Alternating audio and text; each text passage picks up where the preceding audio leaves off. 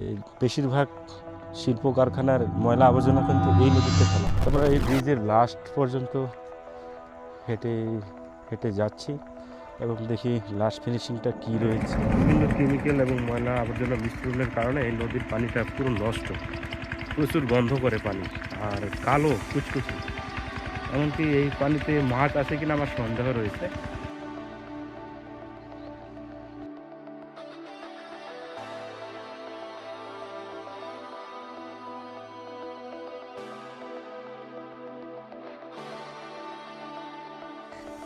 পুরো নদীর কিনারা জুড়ে প্রচুর ফসলের মাঠ দেখা যাচ্ছে, আর এই পাশেও একই অবস্থা। বন্ধুরা, আজকের ভিডিওতে আমরা চলে আসছিলাম গাজীপুর চৌরাস্তা সংলগ্ন এর মীরের বাজার এলাকায় হারবায়েত বটতলা নৌঘাট, যেখানে তুরাগ নদীর বুকে অবস্থিত বর্ষা মৌসুমের ভাইরাল একটি ব্রিজ। তবে এখন বর্ষা মৌসুম না হলেও এক পলক দেখে আসি কেন এই ব্রিজটি এত ভাইরাল।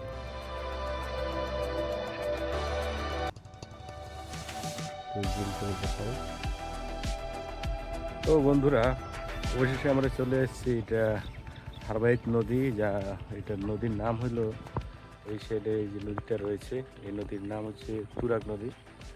তুরাগ নদীর পাশ দিয়ে একটু ভাইরাল ব্রিজ, যেটা আপনারা দেখতে পাচ্ছেন। এই ব্রিজটা রয়েছে অনেক দূর পর্যন্ত। তো আমরা এই পাশে হাঁটতে চলে আসছি, আর এখানে প্রকৃতির দৃশ্যটা যে কত সুন্দর, এই যে নদীর পাড়ে একবার আসলে তো বুঝতে পারবেন। তো চলুন আমরা সেই ব্রিজের উপরে হাঁটি এবং আপনাদেরও দেখাই। আর ব্রিজটা মূলত অনেক অনেক দূর পর্যন্ত গেছে, যা আপনারা দেখাতে পারবো না। ওই যে ওখান থেকে ওই যে দেখা যাচ্ছে। তবে যাই হোক, নদীতে এখন পানি নেই। আর এই যে ডিঙ্গি নৌকাগুলো রয়েছে, এগুলো নদীর পাড়ে এইভাবে ভিড়ানো রয়েছে। নদীতে খুবই অল্প পরিমাণ পানি রয়েছে। এই পাশে যে বালু উঠানোর যে ট্রলার রয়েছে, সেটাও এখনো নোঙর করা রয়েছে।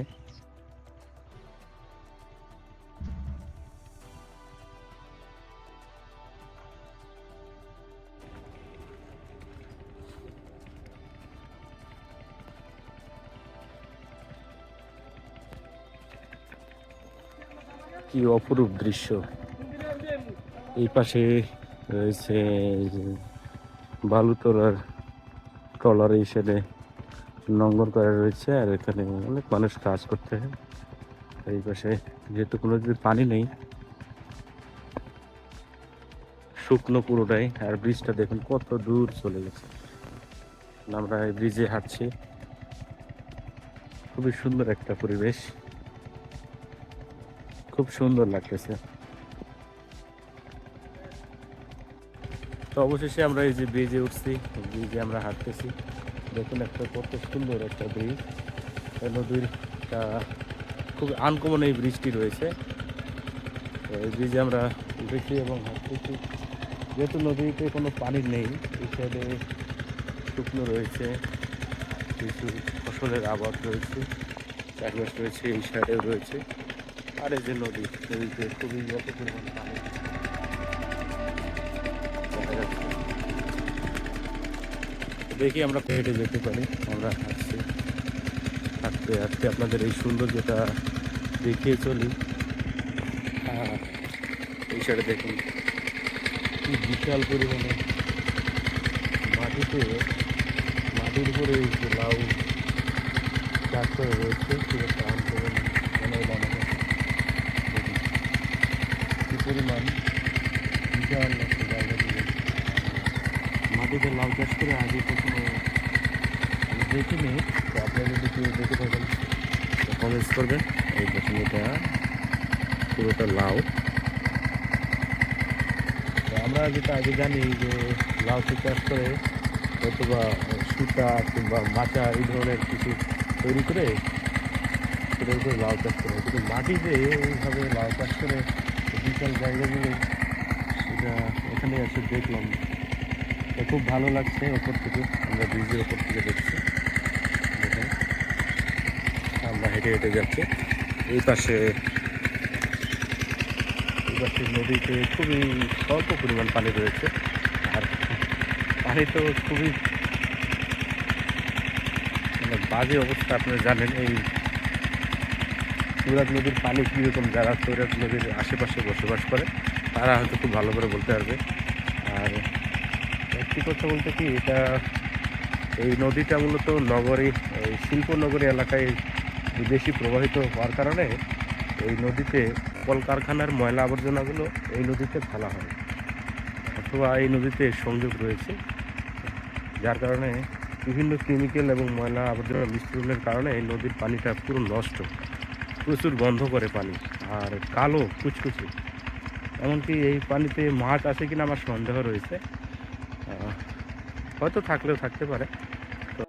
তো তো এখানে একটা জিনিস লক্ষ্য করলাম যে এই যে ব্রিজটি রয়েছে, ব্রিজের নিচে অনেক ধরনের সবজি দেখা যায়, তারপরে ধান রোপণ করে রয়েছে। আর একটা জিনিস বিশেষ করে এই যে লাউ রয়েছে, এই যে এই ফসলটা, এটা সবসময় অনেকে দেখা যায়, বেশিরভাগ জায়গাতেই দেখতে পাবেন যে এই সুতা অথবা বাঁশের জাংলা কিংবা জাংলির উপরে এই ফসলটা চাষ করা হয়। কিন্তু এদিকে আমি লক্ষ্য করছি এটা পুরো মাটিতে চাষ করা হয়েছে।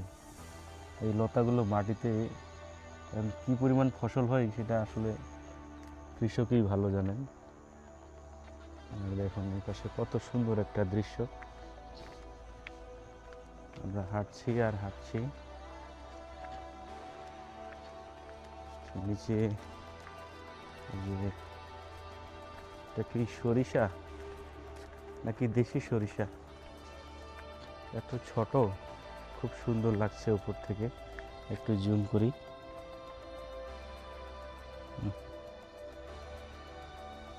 এখানকার ভিউটা আরো সুন্দর।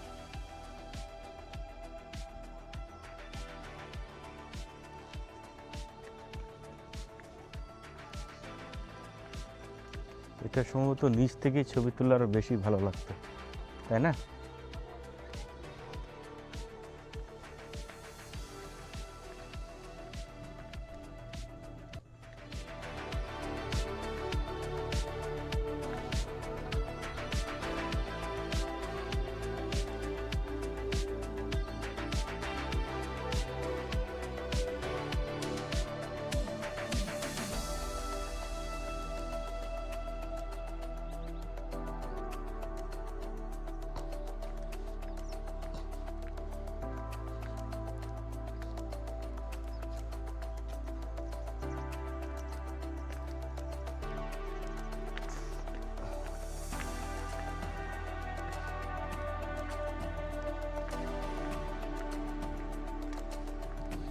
তো আমরা এই ব্রিজের লাস্ট পর্যন্ত হেঁটে হেঁটে যাচ্ছি এবং দেখি লাস্ট ফিনিশিংটা কী রয়েছে। আমরা তো দেখবই, সাথে আপনাদেরও দেখাচ্ছি। আর সূর্যটা ঠিক এই পাশে, তো ওই যে উপরে রয়েছে সূর্য, দেখা যাচ্ছে কিনা, সূর্য মামা এই সাইডে। আর এগুলো মানে নদীর কিনারা, নদীর যে সীমানা রয়েছে মনে হয় এগুলোরই ফুল সম্ভবত, না? এই যে এই পাশে অনেকগুলো দেখতে পাচ্ছি, এটা নদীর সীমানাও হবে। ওই পাশেও তো রয়েছে, এই যে এটা হলো নদীর সীমানার যে